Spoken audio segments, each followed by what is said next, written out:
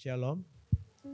Puji Tuhan, sore hari ini kita bersyukur karena kita boleh ada di sini untuk memperingati kasih Tuhan yang besar, kasih yang bukan hanya dinyatakan dengan kata-kata, tetapi kasih yang dinyatakan dengan tindakan, yaitu menyerahkan dirinya bagi kita untuk mati. Ya, bukan hanya menyerahkan diri untuk sesuatu yang enak, tapi mati. Itu apa? Dia mati. Ya, memang kalau kita melihat firman Tuhan itu begitu banyak maksud dari Tuhan Yesus mati, tetapi yang paling pokok adalah dia membuka jalan baru bagi kita. Nah, itu yang firman Tuhan yang ingin saya sampaikan. Ini adalah tema nasional dari GBS. Yang sore ini kita akan perhatikan dari firman Tuhan ini. Kita baca dulu Ibrani 10 ayat 19. Ibrani 10 ayat 19 mengatakan begini sampai ayat 21. Jadi saudara-saudara, oleh darah Yesus kita sekarang penuh keberanian dapat masuk ke dalam tempat kudus, karena Ia telah membuka jalan yang baru dan yang hidup bagi kita melalui tabir, yaitu dirinya sendiri, dan kita mempunyai seorang imam besar sebagai kepala rumah Allah. Ya, ini firman ini mungkin ada banyak yang tanya-tanya, ini apa artinya ini? Ya, dikatakan tadi kita penuh keberanian dapat masuk ke tempat kudus. Apa ini? Lalu dia buka jalan. Jalan yang mana yang dibuka? Ada tabir di situ, katanya ada tabir.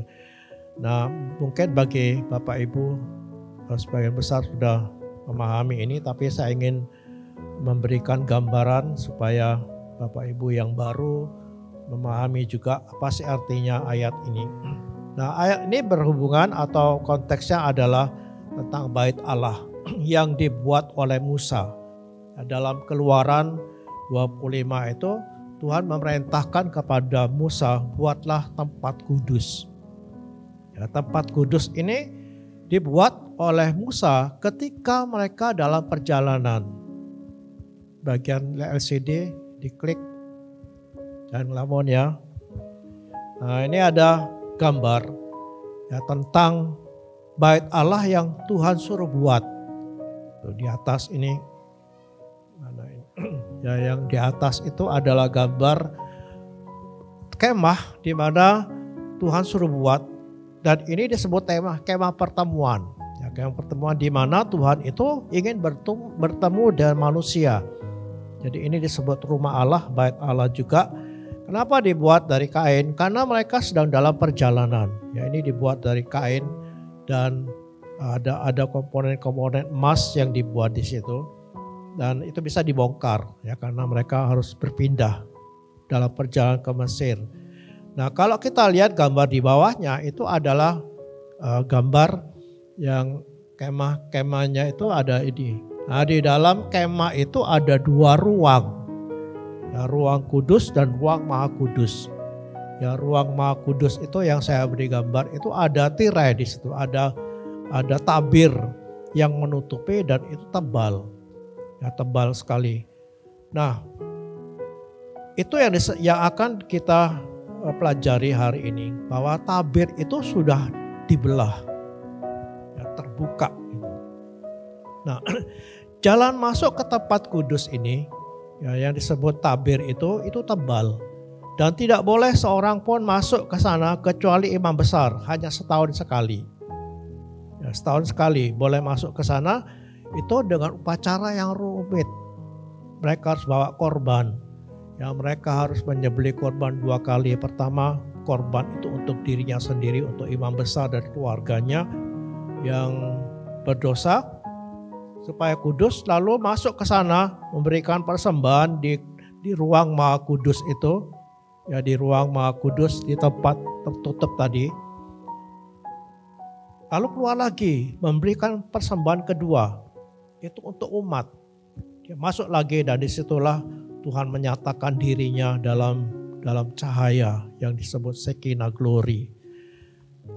Nah, itu jalan masuk ke tempat kudus, itu yang dimaksud ya oleh Ibrani tadi. Ya, jalan masuk ke tempat kudus itu adalah tempat yang sangat tertutup, tidak boleh masuk sembarang orang, hanya imam besar setahun sekali dengan syarat yang ketat. Melanggar sedikit mati. Ada tradisi yang mengatakan imam besar itu kakinya diikat katanya. Diikat. Supaya apa? Kalau kan imam besar itu pakai giring-giring, ada bel semacam bel kecil gitu. Kalau itu sudah tidak berbunyi berarti mati. Ya mati. Itu diseret keluar katanya. Karena tidak boleh ada orang masuk. Bagaimana mengeluarkan jenazahnya dari ruang itu? Ya diseret katanya. Itu menurut beberapa catatan. Jadi itu ruang yang sangat ketat. Tidak boleh seorang pun masuk. Nah, tadi dalam Ibrani mengatakan bahwa Kristus itu telah membuka jalan yang baru. Ada jalan baru yang dibuka. Nah, kalau ada baru berarti ada yang lama. Ya, jalan yang lama. Apa jalan yang lama itu? Kita lihat sekarang. Tadi saya sudah sempat singgung sedikit. Apa jalan yang lama itu? Jalan yang lama itu adalah sistem ibadah orang Israel, perjanjian lama. Jadi orang Israel itu Tuhan suruh beribadah ya di kemah tadi. Itu dengan tata cara yang ruwet gitu. Ketika mereka masuk ke Kanaan, sudah menjadi besar, menjadi satu bangsa, Daud itu membangun permanen, rumah permanen. Sama tata caranya, ya tidak boleh berubah. Karena itu adalah ketetapan selama-lamanya dan tidak boleh dirubah. Ya, peraturannya ketat, tidak boleh dilanggar. Hanya imam besar yang boleh masuk. Ya, sama. Jadi peraturannya tetap tidak berubah. Harus menyembelih 2 korban tadi. Bawa darah ke dalam kudus hanya setahun sekali. Ini jalan yang lama. Kenapa sulit gitu? Kenapa Tuhan itu buat sulit banget? Kalau kita baca di Keluaran atau Imamat itu bagaimana mereka mempersembahkan korban itu tidak sembarangan, tidak asal sembelih. Korbannya mesti dipersiapkan berapa hari? 14 hari sudah dipersiapkan itu korban. Tidak boleh ada cacatnya. Ya ada cacat sedikit, ada luka aja sedikit, batal, tidak boleh itu dikorbankan. Tidak boleh ada cacatnya, begitu sempurna, disembelih dengan tata cara yang teratur gitu. Apa yang boleh yang dibakar, nanti ada korbannya itu kan dibakar. Apa yang harus dibakar, apa yang harus dibuang, apa yang bagiannya imam harus dicuci dan sebagainya. Salah sedikit batal, itu jalan yang lama. Ruwet. Kenapa ruwet? Kenapa sulit? Karena Allah itu Allah Maha Kudus. Dan kita melihat dalam gambaran itu Allah itu Maha Kudus dan tidak mudah orang untuk mendekat kepadanya. Betapa tidak layaknya manusia yang berdosa itu datang kepada Allah. Jadi dibutuhkan kehati-hatian, dibutuhkan kekudusan yang mutlak. Kenapa Allah itu kudus? Kata Imamat 20 ayat 7 mengatakan, maka kamu harus menguduskan dirimu katanya. Dan kuduslah, menguduskan diri dan kuduslah kamu sebab akulah Tuhan Allahmu. Di Tawarikh juga dikatakan, sujudlah menyembah kepada Tuhan dengan berhiaskan kekudusan. Ibrani 12 ayat 14 mengatakan, tanpa kekudusan tidak seorang pun akan melihat Allah. Jadi Allah itu kudus, tidak boleh sembarang orang datang kepadanya. Itu dalam perjanjian lama begitu ketat, itu Allah ingin menggambarkan bahwa dirinya itu Allah yang berbeda dengan Allah-Allah lain. Kalau Allah-Allah lain yang disembah oleh masyarakat di sekitar orang Yahudi itu, karena waktu itu ada banyak bangsa-bangsa lain. Itu Allahnya dapat didekati dengan cara yang berbeda. Gitu. Bahkan ada perzinahan di situ boleh gitu. Tapi ini beda Allah. Kekudusan yang mutlak. Pelanggaran terhadap kekudusan Allah akibatnya mati. Mati. Nah, contohnya adalah Nadab dan Abihu. Yaitu dicatat dalam Imamat 10 ayat 1 sampai 3. Itu ceritanya adalah anak-anak Harun. Ya, anak-anak Harun itu adalah imam. Nah, imam-imam dua orang ini adalah imam. Nadab dan Abihu ini anaknya Harun yang bertugas memberikan korban. Nah, anaknya Harun, anak-anak imam itu menjadi imam gitu. Jadi imam itu diambil dari keluarga Harun, tidak boleh dari keluarganya Musa. Tidak boleh. Tidak boleh apalagi dari keluarganya orang yang lain. Anaknya Musa aja tidak boleh jadi imam. Hanya anaknya Harun. Jadi ketat banget gitu. Tuhan itu melanggar. Ini anak-anak Harun, dua anak ini, Nadab dan Abihu ini adalah orang-orang yang sembrono gitu. Diceritakan dalam imamat itu mereka bawa api asing. Api asing ini tidak disebut di situ, tapi menurut penafsiran saya, api asing itu adalah api yang diambil bukan dari mezbah. Jadi untuk membakar korban itu harus diambil dari mezbah. Diambil dari mezbah, tidak boleh dari sembarang tempat. Nah, ternyata anak-anak Nadab dan Abihu itu bawa api lain, mati langsung. Jadi ini jalan yang lama, yang begitu ketat, yang tidak boleh sembarang orang datang. Itu perjanjian lama. Nah, apa yang Yesus buat adalah jalan yang baru. Sejak kapan jalan baru itu dibuka oleh Yesus? Yaitu sejak Kristus itu mati. Saat Yesus mati, dalam Matius 27 ayat 51 dikatakan, dan lihatlah tabir bait suci terbelah dua, dari atas sampai ke bawah, dan terjadilah gempa bumi, dan bukit-bukit batu terbelah.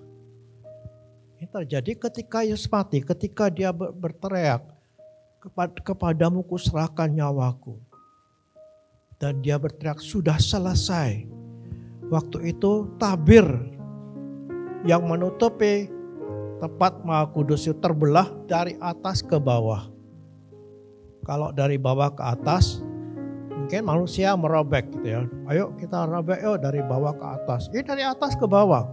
Tidak mungkin tangan manusia yang merobeknya, kecuali Tuhan. Karena dari atas ke bawah terbelah. Tempat yang tertutup ini, tempat yang begitu sakral ini, dibuka oleh Tuhan sendiri. Lewat kematian Yesus Kristus, itulah jalan baru yang dimaksud oleh Ibrani tadi. Ketika itu terbelah dua, itu berarti semua aturan untuk masuk ke tempat yang Maha Kudus itu batal. Tidak berlaku lagi. Loh, sudah dibelah kok sama Tuhan. Ruang Maha Kudus bukan lagi tempat yang tertutup dan sakral, bukan lagi tempat yang tidak boleh dimasuki orang sembarangan, karena sudah dibuka. Imam-imam yang melayani di ruang kudus itu kan ada dua ruang gitu ya. Ruang kudus itu imam-imam boleh di situ, dia melayani di situ imam-imam. Tapi imam besar, imam di atas kepalanya para imam ini, imam besar itu boleh masuk ke sana. Nah, sekarang ketika itu dibuka, siapa yang melihat?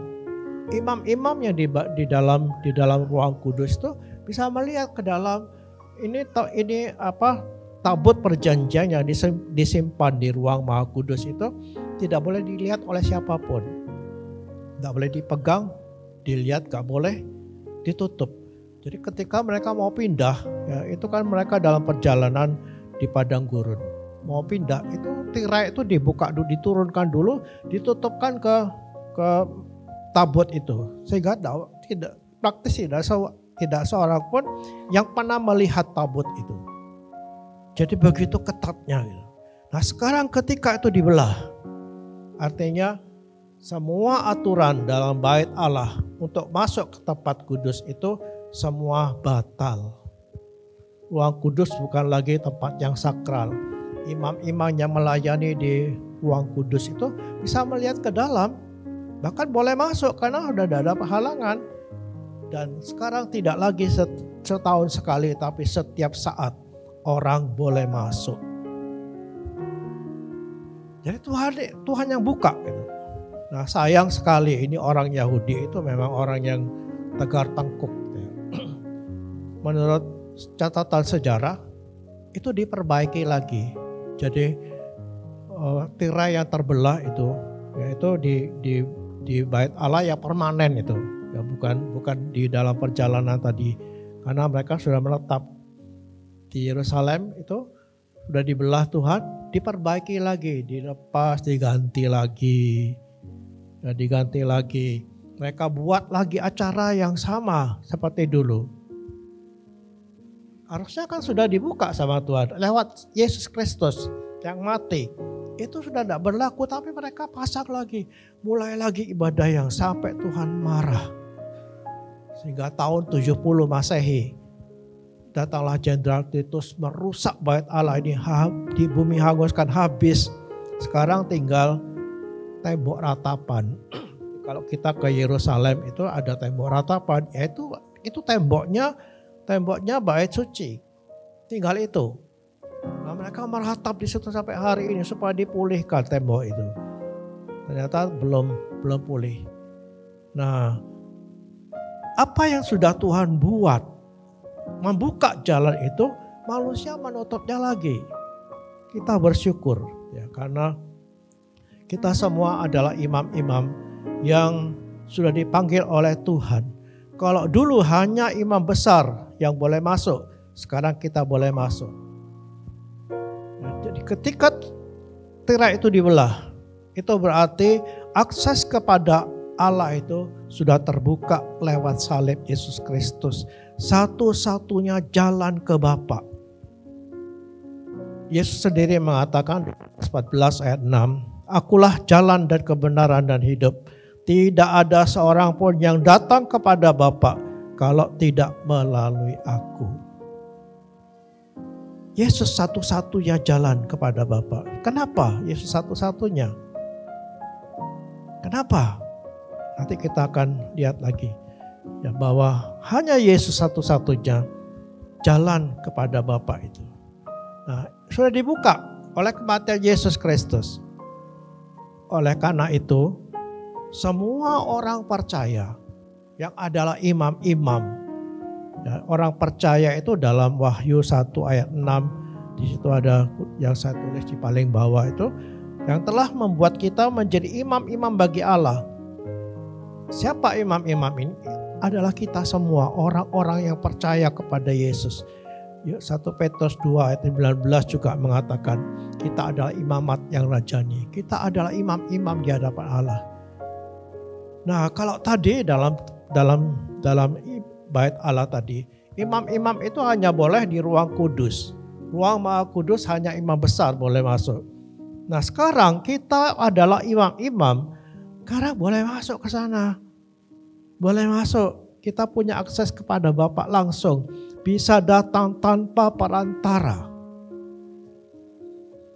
Hanya Yesus yang jadi perantara kita. 1 Timotius 2 ayat 5 mengatakan, karena Allah itu Esa dan Esa pula Dia yang menjadi perantara antara Allah dan manusia, yaitu manusia Kristus Yesus. Kita boleh masuk setiap saat. Boleh masuk. Datang dia penuh keberanian katanya. Ayat tadi mengatakan dalam Ibrani tadi, kita boleh datang dengan penuh keberanian, tidak perlu takut lagi nanti batal gimana ya, jangan-jangan ditolak ya, enggak. Nanti kalau saya salah gimana? Ada orang yang berdoa mungkin takut tidak berkenan kepada Tuhan, takut salah kecuali dosa. Kita boleh bebas ngomong apa saja di hadapan Tuhan, boleh ngomong apa saja. Tidak ada tata caranya. Tidak ada tata cara mesti ngomong gini duluan. Nanti setelah itu ngomong begini supaya diterima sama Tuhan. Tidak ada lagi. Kita bebas, kita datang kepada Bapa itu kapan saja tanpa dibatasi waktu. Sudah terbuka. Peraturan yang terdapat dalam perjanjian lama itu sudah tidak berlaku lagi. Kita boleh datang pada Tuhan bebas tanpa perantara. Kita tidak perlu perantara lagi kecuali Yesus Kristus. Itu perantara kita satu-satunya. Nah, boleh datang setiap saat. Datanglah. Tengah malam mau berdoa, pagi sekali, setengah hari, boleh datang kapanpun dengan penuh keberanian. Jadi kalau kita nunggu pendeta dulu mendoakan kita, itu salah besar. Atau titip, ya ada orang titip doa ya, doakan saya, kamu sendiri doa enggak? Boleh datang setiap saat, tanpa peraturan. Itulah jalan baru yang Tuhan sudah buka. Apa yang tetap? Yang tetap hanya satu. Apa? Kekudusan Allah itu tetap tidak pernah berubah. Ya Ibrani tadi, Ibrani 12:18 mengatakan begini, berusahalah hidup damai dengan semua orang dan kejarlah kekudusan, sebab tanpa kekudusan tidak seorang pun akan melihat Tuhan. Itu yang tidak boleh berubah. Itu yang tidak boleh berubah gitu. Tata caranya bebas boleh. Mau sambil berbaring karena kita lagi sakit, tidak enak badan, boleh. Mau berlutut oke, mau berdiri boleh, tidak ada aturan. Mau ngomong apa saja boleh, jangan takut salah. Nanti bagaimana kalau saya takut saya salah ngomong sama Tuhan? Enggak, Dia itu Bapak kita yang baik. Kalau kita sebagai anak gitu, datang kepada papa kita, salah ngomong, kita pelek sama papanya, itu bapak gila. Salah ngomong, kamu kok ngomongnya udah karuan sama papa, diplok gitu. Ya kecuali maki-maki papanya gitu ya. Tapi karena salah ngomong, keselio lidah, tidak usah takut. Tidak ada yang batal. Tidak boleh yang batal. Saudara-saudara kita di agama sebelah bisa batal gitu. Ya gerakannya salah, batal. Tapi kita tidak. Kenapa? Yesus sudah buka jalan yang baru. Nah, sekarang gimana? Gunakan kesempatan ini. Gunakan kesempatan di mana kita bisa mencari Tuhan dengan bebas. Ada orang tidak pusing gitu. Yang penting saya bekerja untuk masa depan anak-anak saya. Karena dunia ini begitu sulit, kita harus banting tulang supaya kita terus boleh hidup dengan baik di dunia ini. Boleh, itu harus. Tapi yang penting adalah kekuatan iman itu kita harus dapatkan. Karena itu dibutuhkan lebih dari keahlian yang lain gitu. Kehidupan rohani itu merupakan kebutuhan yang paling pokok, yang paling dasar. Kenapa? Karena karakter kita akan dipengaruhi oleh kedekatan kita dengan Tuhan. Doa-doa kita itu akan merubah hidup kita, menolong kita, menguatkan kita. Bahkan bisa memberikan jalan keluar bagi semua masalah kita. Dan itu kita akan bawa kelak sampai ke surga. Semua keahlian kita yang lain berhenti sampai di bumi ini. Oleh sebab itu mari gunakan kesempatan. Tuhan sudah buka jalan. Untuk membuka jalan itu Yesus harus bayar dengan pengorbanan yang besar. Nyawanya sendiri dengan penderitaan yang dahsyat. Untuk buka pintu itu. Lah sekarang dibuka, kita tidak mau pakai. Ayo, jujur. Sudahkah kita menggunakan saat-saat kita berdoa? Apakah kita menggunakan saat-saat di mana kita bisa menyembah Tuhan? Aduh, tidak cukup, tidak perlulah. Yang penting nanti kalau mau makan berdoa. Saat-saat tertentu kita datang menghampiri Dia. Karena pintu sudah dibuka. Kita bisa datang, akses kepada Bapa itu terbuka dengan lapang gitu. Kita bisa datang kapanpun. Tidak perlu konsentrasi dulu. Saya punya teman dulu. Kalau berdoa itu mesti konsentrasi dulu. Lama dia konsentrasi, dia satukan pikiran. Boleh saja, tapi itu tidak perlu. Begitu kita panggil Bapa, dia langsung dengar. Karena akses kepada Bapa itu adalah jalan baru. Kita bisa menyembah Dia, datang kepadanya dengan penuh kebebasan. Nah, pengertian yang kedua dari jalan terbuka itu adalah jalan keselamatan. Jalan keselamatan. Jadi bukan hanya datang jalan untuk bersekutu dengan Bapa, tapi itu jalan keselamatan. Tadi kita sudah baca bahwa Yesus itu adalah jalan keselamatan satu-satunya. Saya cantumkan lagi di situ, dikatakan di situ Yohanes 14 ayat 6, Kata Yesus kepadanya, akulah jalan dan kebenaran dan hidup. Tidak ada seorang pun datang kepada Bapa kalau tidak melalui aku. Dengan tegas. Ini ayat ya, kita harus pertahankan gitu. Ada orang dulu tidak setuju ayat ini dibacakan gitu. Kenapa? Nanti yang lain marah katanya. Kan saudara-saudara kita yang beragama lain kan marah dengan ayat ini. Loh, tidak peduli. Ini kan iman kita. Kalau kita memaksakan mereka untuk percaya itu yang salah. Tapi kalau kita mengatakan ayat ini, Yesus sendiri yang mengucapkan, lalu kita menganggap ini ayat salah, harus dirubah. Tuh. Berani kita merubah perkataan Yesus. Kalau mereka tidak mau terima ya sudah. Tapi iman kita adalah Yesuslah jalan satu-satunya. Kenapa? Sebab upah dosa itu maut. Jelas, dosa itu mendatangkan maut.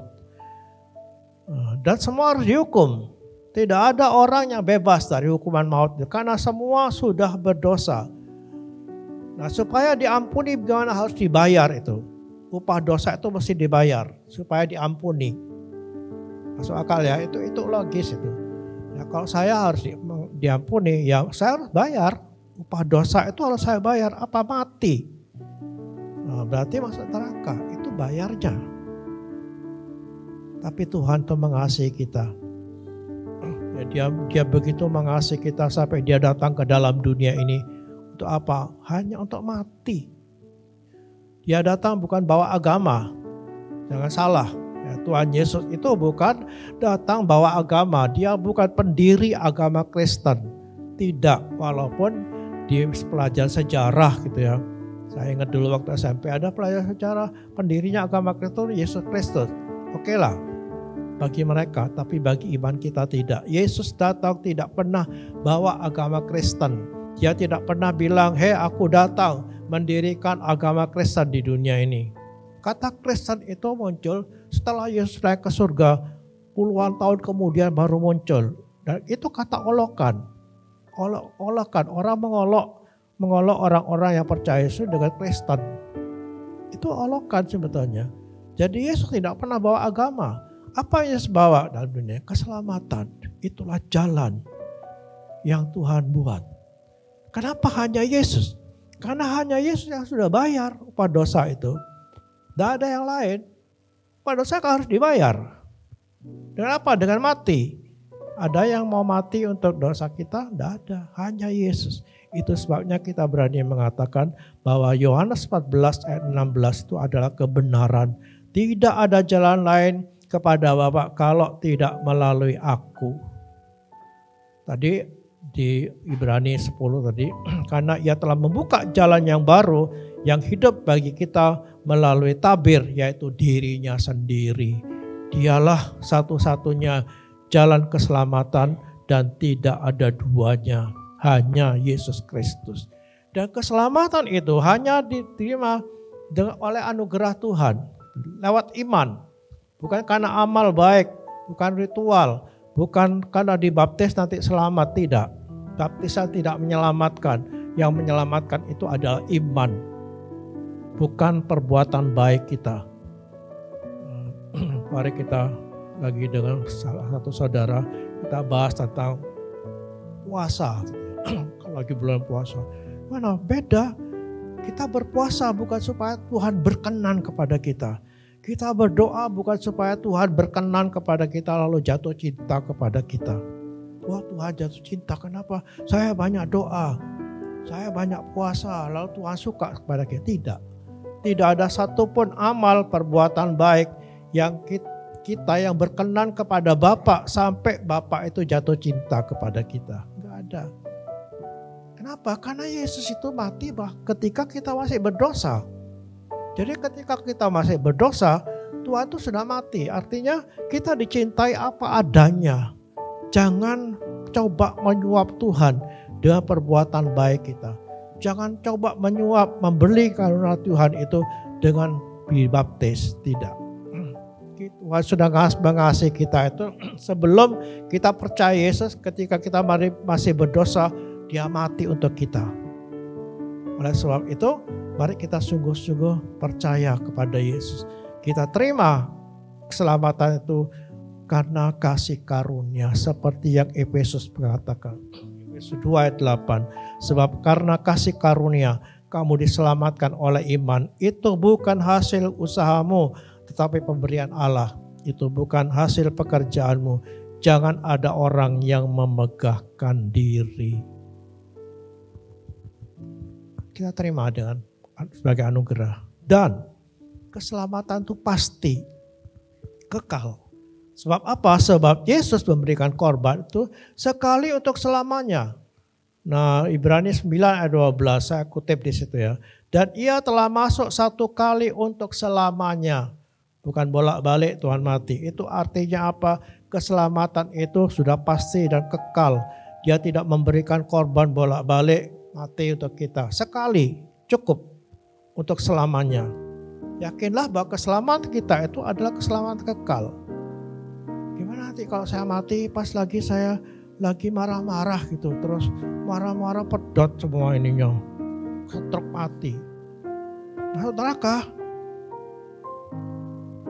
Keselamatan kita dijamin. Walaupun begitu, jangan sampai kita berpikir walaupun saya berdosa, tidak apa-apa.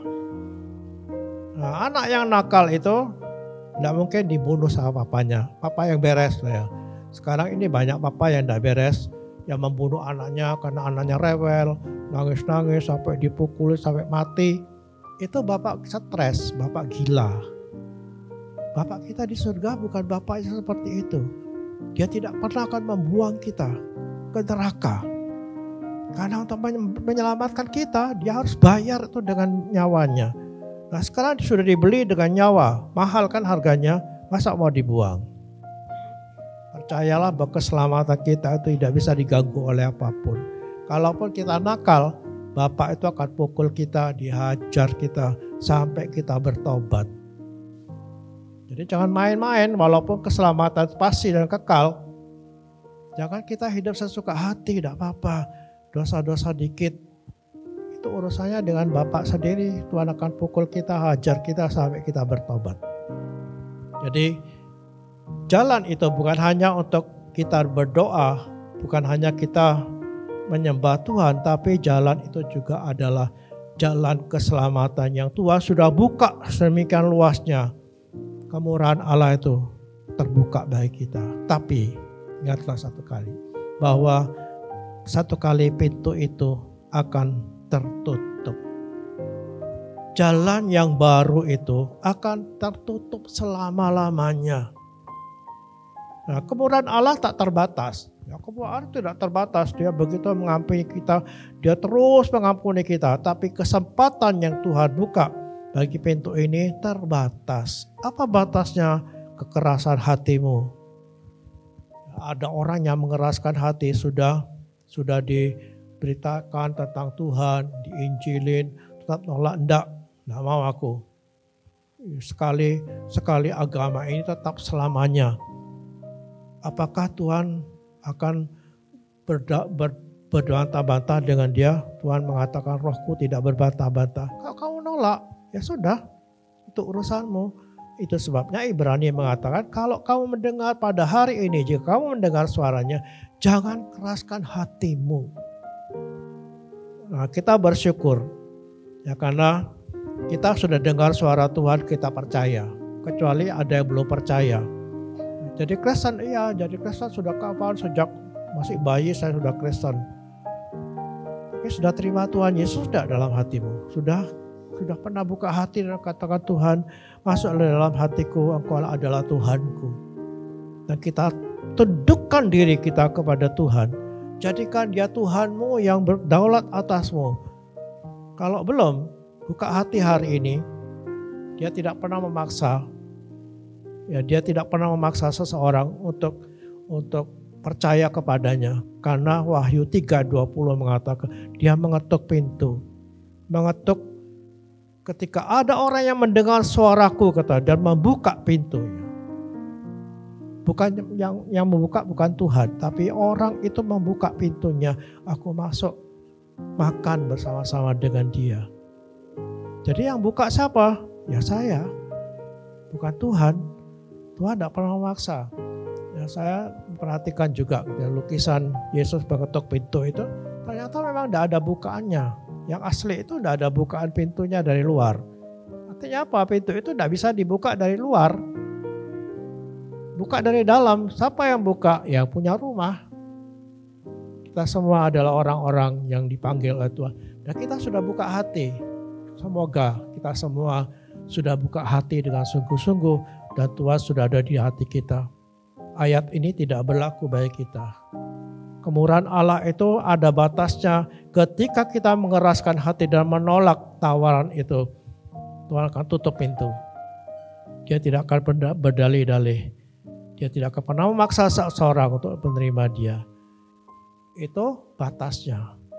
Apalagi yang membatasi adalah usia. Kematian itu batas terakhir, pintu terakhir. Tidak ada kesempatan kedua di balik kubur. Ini perlu diperhatikan. Tidak ada doa-doa yang mujarab untuk mengubah nasib kita di kubur.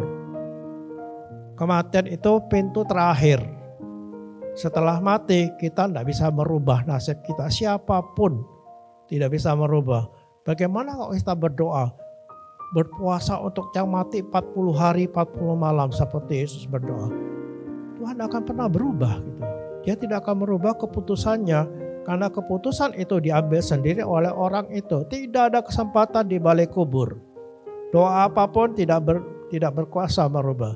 Dari mana kita ngambil kesimpulan itu? Dari apa yang Yesus ajarkan lewat perumpamaan Lazarus dan orang kaya. Orang kaya itu di tempat siksa.